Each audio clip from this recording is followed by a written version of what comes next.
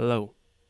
Okay, so it's going to be extremely unscripted, but I just want to talk about Fair Kids again. So, for everyone who doesn't know, I'm Yaga, competitive player, blah blah blah, and yesterday I made some Fair Kids, and how I went about it is I assumed all classes get exactly one kit per class, except for shooters. So there's one short range shooter and one long range shooter. I think that's fair enough.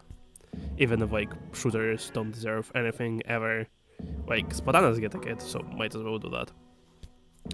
Anyway, I'm just going to talk through my thought process, why I decided on those weapons, what I think of the designs themselves, because I think it's fun to talk about what a potential fur kit would look like visually. I think that's one of the more fun parts of it.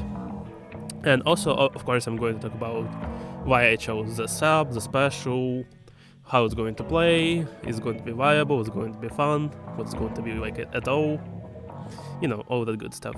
So anyway, to hide my very pretty render, which I'm so proud of it honestly still, but we're going to hide it now, and yeah, we're going to talk about it one by one. So first of all is Plush. This is so embarrassing. Okay, no, my mouse. So Splush-O-Matic 7 with a splat bombing jet. So I chose Splush because it's the only short range shooter with no defining kit, which you can actually use outside of miming, because vanilla Splush is a meme pick always, because funny stamp, red weapon, Sharkin with a curling bomb, and Splush Neo is not real. Everything else has something they can do. Junior, of course, the bubble spam, aerospray, turf war menace, splash, fucking competitive menace for 3 years now. But Splush had just nothing, so that's why Splush was chosen. And Splat Bomb has always been on Splush 7, so I see no reason to give it something else. Of course it would be fun to try this sub, but I think Splat Bomb works fairly well. And in combination with Inkjet, a longer range special, it creates this perfect kind of mix of tools to allow Splush to be a very versatile weapon. I think with a specific kit, it would be a very good Rainmaker pick again, like in the past games, because Splush has high DPS, a bomb also has good DPS for shield, just burst DPS specifically. It also allows to spam burst down choke points, so Rainmaker can progress if it can't reach it with its main weapon or the special. And of course, English is the main special in Rainmaker, because which is how it can go after Rainmaker and just it can either assassinate it or stall for time, just spam down shots so it can't progress, just threaten it. And of course it just extends Splush's range greatly, because Splush has no other way to affect weapons outside of its main weapon range. So having a long range special is just always a good combo. And I think it would be just a very fun kit casually, because of course a very fast weapon like a Splush-O-Matic with an Inkjet would just be a very good combo, because you jet somewhere in a precarious spot, you land, you can just run away, because Splush has the fastest speed of any weapon in this game. So I think it's just very synergistic combo and a very fun one. Not much to say. The design itself is Splush 7, who hasn't seen it, so not much to say there. But yeah, I just think it would be a very solid Rainmaker pick. 190p is fair enough, I think. It's not too expensive, because Splush is kind of lacking in paint, because oftentimes it would just shark around, try to get in instead of painting, but it can paint fairly decently for itself, so it shouldn't be 170, 180. I don't think it gets it for Inkjet, because Inkjet is a fairly powerful special, especially nowadays after so many mid-ranges have been nerfed. But yeah. Anyway, let's move on to another one. I think this one's going to be fairly controversial what I did with it. Jet Coacher. I gave it a splash wall and a crab tank. So my thought process behind this, why Jet Coacher? I think this game lacks backlines with strong kits. So my first priority when deciding on what weapons would be lucky enough to get a third kit, there needed to be a good variety of backline options, because it's just like it's just there. Outside of Pencil, it's like basically BP and Z plus F who have kits which can be described as more than just mediocre. Oh, maybe Sea Dowsers if you like really stretch the definition of backline, but like Sea Dowsers itself not a very good main, so that's why Splashful Crab Tank is just like designed to be something that can stand its own against Pencil, because, you know, obviously Splashful effectively extends Jet Coach's range because it can place down a Splashful, you know, move up and fire from that angle without like worrying about long range threats for a while. And because Pencil doesn't have like the greatest object damage, it's like fine, but it's not the best. Jet actually can like basically 1v1 Pencil in some scenarios, on some maps, in some positions with a Splashful. And Crab Tank is obviously a very nice special. I think it would fit pretty well with Jet's Coacher's like positioning and range, because it's not like a strict backline. It doesn't always like just sit back. With a Crab, like it will be incentivized to like move forward, especially with Splashful, position more aggressively, and pop crabs in spots where it can team just like advance. Or on the other hand, it can also just like play for turtling, just like, you know, select an area it wants to hold and just like stay there all by itself. Oh, but this is going to be 210p, because any cheaper and I think it will be just like obnoxious. But yeah, as for the skin, it's just like kind of whatever. I just like used like color adjustment and didn't fucking care. Like whatever, who cares, you know? But yeah, that's the industrial Jet Coacher. Very cool. I hope this would get picked on like at least some maps, maybe. Although Pencil, probably not, because there's also it in the game. So like, anyway, let's move on to like something more funky, and that something more funky is Grim Range.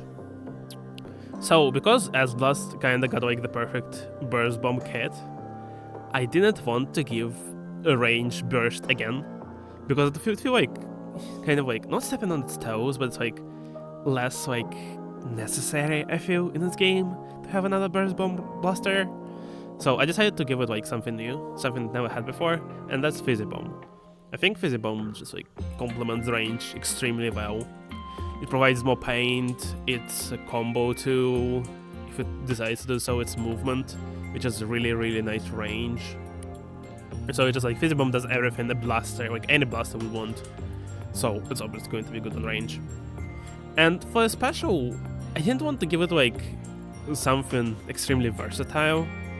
I went with like something fun for me specifically. It's Zipcaster.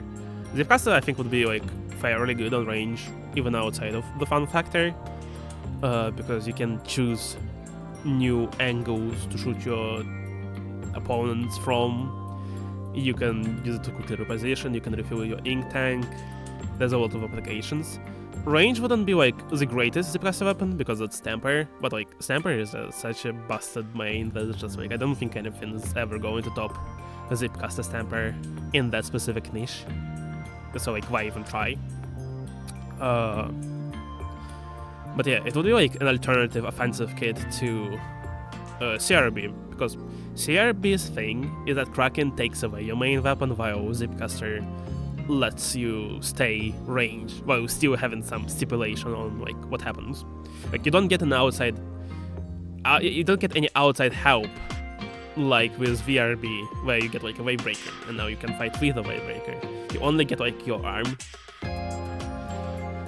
and like while the Zipcaster damage can be a bit ridiculous, you can one-shot people just like by charging straight into them. You know, it's different enough, I feel. But yeah, that's Grim Range. We've seen it 1,000 times. There's no return from it elaborate design, so let's just move on again. And next up is going to be Pixel Grower. I think out of all rollers, Big-Sig is like the most obvious candidate for a third kit, just because it's like so destitute.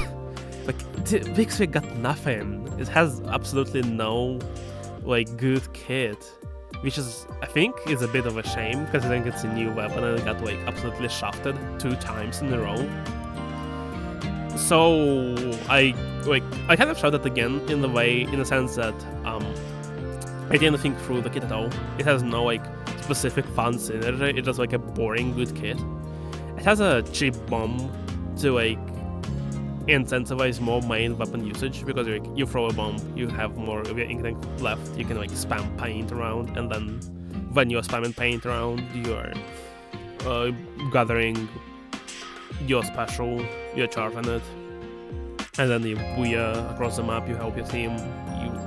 You're basically like able to function as a valid support option for teams that like want like a stupid high amount of paint from just one weapon slot.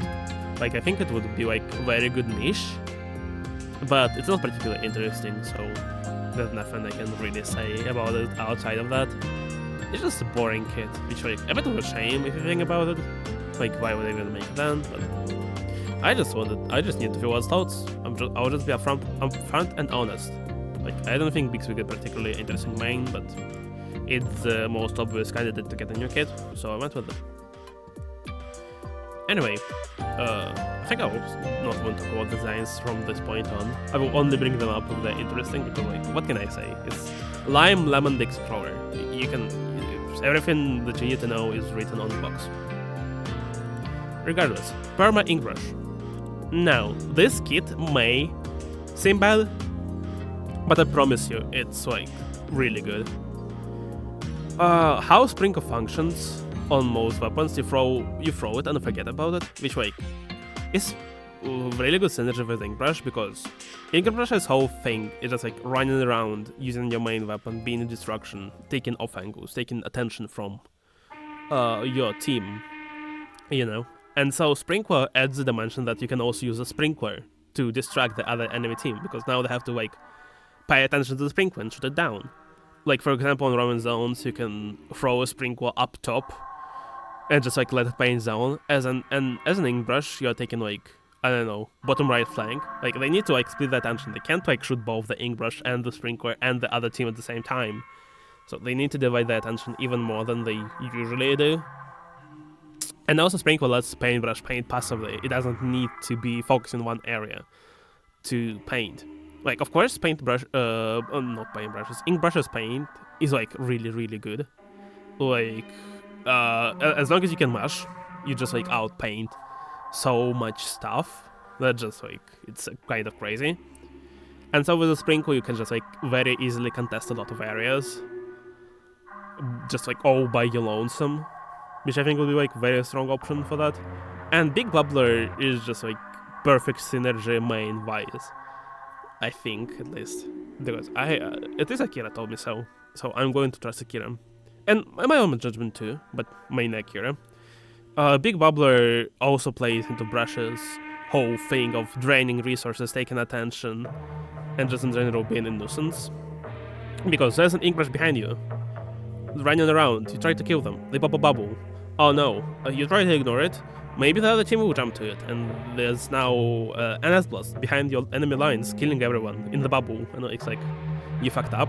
But like, if you try to pay attention to the brush and destroy the bubble, you're going to like lose people on the front lines, and not be able to do anything. And it's like, so what now? You just like lost by default. Of course, it doesn't need to be like behind enemy lines to be good.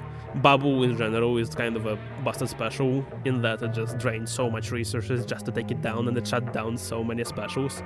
That would be like a very good survivability option. It's a very good option for approaching, especially because of Brush's mobility. It can run in and set it up easier than any other weapon in the game.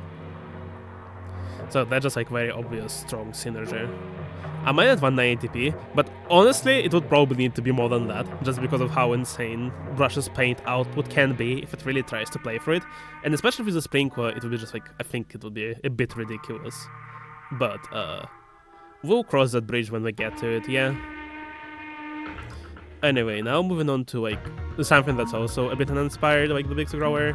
It's the Lunchbox Splat Charger. So this is the one thing I can mention something about design, because I decided to do Sheldon's picks, and Charger had a Sheldon's pick variant in Splatoon 1. I had to follow that. I had to follow that archetype, prototype, visual design, whatever.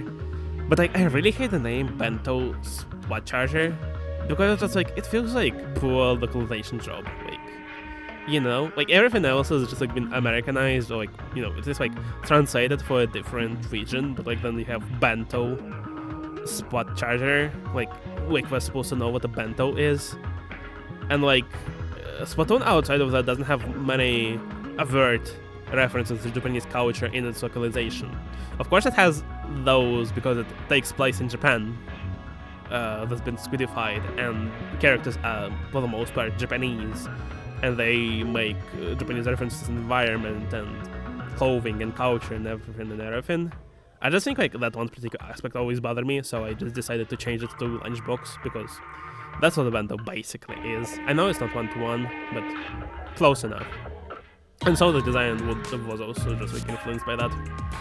Except now, instead of being pinned down by red pins, the grass texture is attached with scotch tape. So I think it would be really fun if it had some physics to it. You just move around and the grass wiggles, but that's neither here nor there. Anyway, the kit. I talked so much about the design because the kit honestly doesn't have anything interesting to say about itself. Charger with a sprinkler. You throw a sprinkler at paints while you charge. Awesome. You can use it for movement or whatever. And Crab Tank is obviously another option to dig your heals in if you're getting rushed down. To survive, you can use it from different positions as a more offensive take on Charger. There's of course Zip plus F, but it's special kind of locks you into one place, and you can't really use it for yourself, except for displacing other people and then shooting them as they're running away. But Strike is very fast acting, while with a Crab Tank you're yourself a Crab Tank, so you will be able to do way more selfish plays with it, which I think would be an interesting dimension, because the current two Charger kits are very team-based in a sense. Of course Zip plus F has the wall, so you can just play hero Charger, but as I mentioned, Strikes has its own whole deal.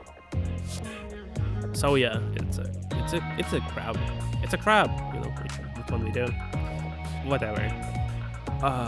So that's the Lunchbox Charger. Now we're moving to the DLC weapons in Splatoon 1. And I don't remember the order, so forgive me if that's the wrong one, but we're going to talk about Dreadringer now. So, on the surface, Slosher with a Burst Bomb may seem busted, but actually I think this is okay. Well, obviously I still want Burst Bomb nerfed, but that's outside of me giving it to Dreadringer. I want it nerfed no matter what, because it's kind of obnoxious right now. It needs to be toned down very badly.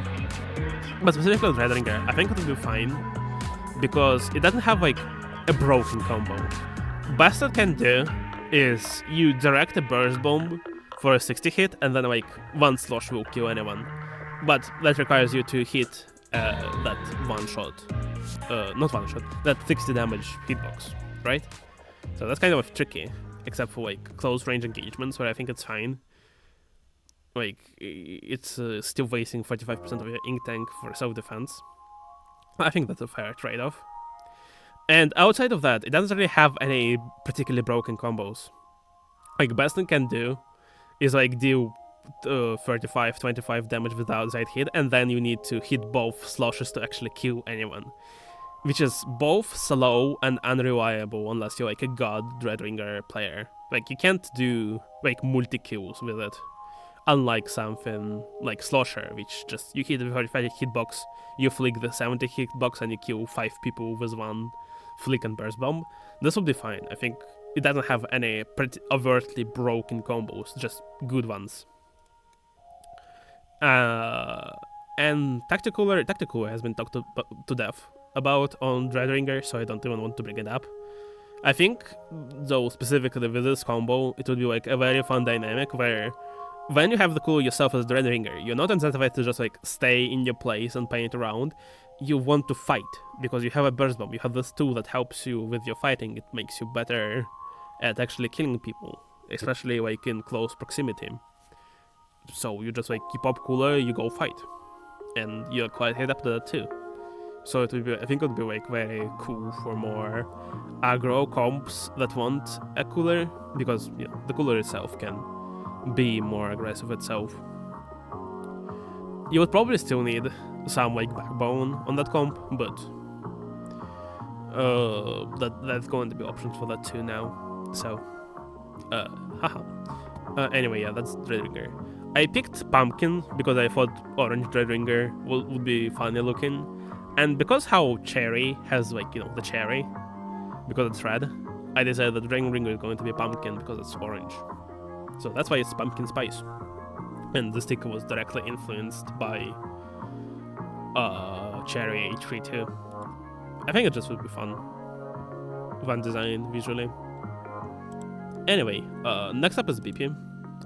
So straight up, this is not going to replace VBP. I think VBP is an excellent kit. Even now, I think it's like horribly underrated, especially in the West. Like I think VBP has so many good qualities to it where just like you should honestly consider using it if you are not a Pensu comp fan, or even like edit. You should just like try it out. I think you're going to be surprised by how much you can actually do with it.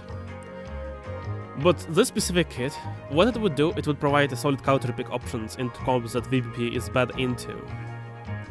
That being bubble comps, because it has a strike. So instead of being cucked by oh my god, I'm so sorry for saying that. Instead of being like disabled, that's also not a good word, hold on.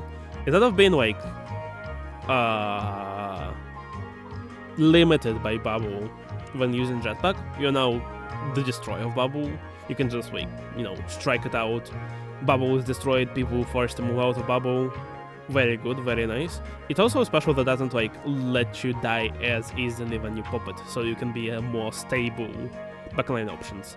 And that paired with the beacon can allow you to be like just like a more solid just like anchor for your team, especially when you're trying to play more aggro, because obviously beacons can allow not only your team to jump back in but also yourself. So like you can afford more risky plays while still being a solid anchor. But even if you don't want to do that because you have a strike, you can just like play back, chill out, all that good stuff. Yeah. Anyway, I feel like a fucking celebrity in this town. Okay, let's continue. So, this is like another kit where I didn't really give it that much thought, unfortunately. Even if I think DS is a cool weapon, it's just like every single dually has like a kit that's very solid and good for them. In case of DS, it has like two pretty alright kits, like nothing special but nothing too overtly bad, and this would be like another case of that. I chose Sensor because I put way too many bombs on the other kits. Even when I say I don't care about 7 special distribution, I still like subconsciously affects my choices for other weapons, what I do for them, what I give them, what I don't. And so I just needed to have like at least 1 point sensor, at least like one non-bomb kit on those weapons. And so it fell on DS. I think DS would be a fine sensor weapon though, because it's like its main thing is mobility. It doesn't have enough of an ink tank to use bombs too often anyway, even if they are nice on it. So I think it would be like it would be fine. It would also be like a nice combo with like opening gambit, where you just like censor someone, shoot them, kill them, get an assist, get a kill, and extend your opening gambit more. So it would be like a fun option for like solo queue or something. And with that cheap of a tactical, you're just like you have very solid mid-range cooler options for comps that want just like a basic ass, boring ass cooler option. Like you don't want to. With Dreadringer, it will be like, of course, probably not the most appealing option because there's another mid-range cooler option that's way better and has a burst bomb instead of a sensor. But I think it'll be like still a solid niche, and it's not like you want to use a DS as your primary cooler, you'll be using it for something else. So like, my bad for putting something mediocre out into the world, but they can't all be winners. At least the skin is fun. So next up is Undercover Brewer. This kit is kind of a joke because like even with everything Undercover has going for it, I just decided to like double down. It has a very annoying shield because it can fire and shoot at the same time. It regens extremely fast. It can regen and assist, so I decided to make it unkillable. With a burst bomb, you can get very easy assists. It can also help you in fights. It just like so you have constant shield regen going on, and when you're like caught out in the open with like nothing for yourself, like no ink, no shield, no nothing, you can just pop a booyah and you're surviving again.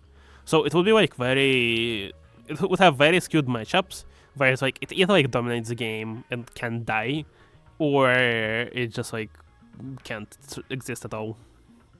And it can't exist at all versus Potanus, because of course like Splatoon is the most privileged class in the game, but you know, it would just be like a very solid option for just stalling, just like biding time for your team. And it's also another burst bomb option for people who want that. It would never be meta, but I think with the sad state of current Undercover kits, where it's just like it has ice soup and ableism alert, I think it would be a nice change of pace. We need another Brewer with a good kit, because right now it's just Tent and Zero Brewer, and like no, I don't consider VAC Beacon to be particularly good. Sorry, but yeah. Anyway, let's round this out with Splatoon 3 original classes, starting with bows. So, Strike Stringer with Torpedo, I think would be like a cool combo, because there's just like so much shit is flying at you, it's very annoying.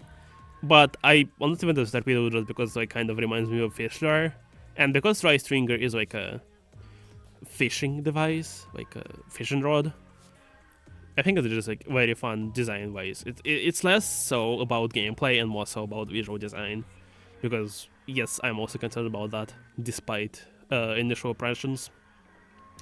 And the Inkjet would be like basically a BP, where it's like it's not a strict backline. It's also like very flexible. It has a torpedo with like close range bullets to more easily fight in close quarters, and then Inkjet just like further incentivize offensive play. So I think it would just be like a very fun combo. I'm not sure about its competitive viability, because I have never seen a good bow. Not because they don't exist, it's because I'm just like not particularly interested in seeing bow gameplay. I'm sure they're out there, even if they're not a lot of them, but it's just like it's not up to me to decide bow's viability. I just think this kit would be fun. I would like play this in open and have a lot of fun. And I think that's like the best you can hope for with kits, that they're just like fun options instead of being particularly competitively viable. Even if they are incidentally, it's just like, that's a nice side bonus. Anyway, we're ending on a kind of a low note, because yeah, I think every single Splatoon kit is at worst good. Yes, Beacon Missile Viper is good. I don't want you to be talking about how it's bad or failed or whatever, or underwhelming. It's a good ass kit. Every single Stamper kit is good. Every single Decaf kit is good. Every single Viper kit is good. Let the girls have at least one mediocre kit. I'm begging you, Nintendo.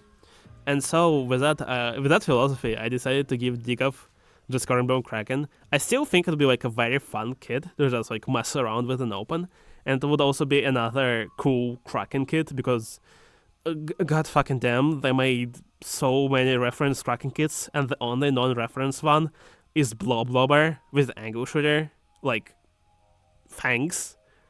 So it would be like very annoying solo weapon, because Decaf is obnoxious, and then it can just like pop a Kraken and survive for longer and be a Kraken, which is also obnoxious. So it would be like a red weapon. It would be like silly fun, but it obviously would not be very viable because Decaf has 2 other extremely good kits, so like why bother with this one? But that goes for all Splatooners. There's like the only one that could potentially receive any improvement in terms of kits is Viper, and even then it has one kit with extremely good synergy, even if it is like could be described as not the best because of stamp, but even then it's like very good. And obviously Beacon Missile is, while unideal in the grand scheme of things, it's still fine. So I just went with my gut feeling and my decaf. But yeah, well, let's end on this like hate note, because hate world. I hate Spartana's privileged S class. And yeah, I hope you like enjoyed watching this video, because honestly I don't think it's very good. But I just wanted to get my thoughts out into the world. I need to practice more with not only my speaking, but also like not particularly editing, but just like trying to weave a consistent narrative in a video form, because I want to do more videos. But yeah, like, subscribe, comment, follow me on bluesky, yada yada. Follow Akira on YouTube, by the way, too. Akira makes good videos. I'm going to show for them here. And yeah, take care, bye bye, goodbye, bye.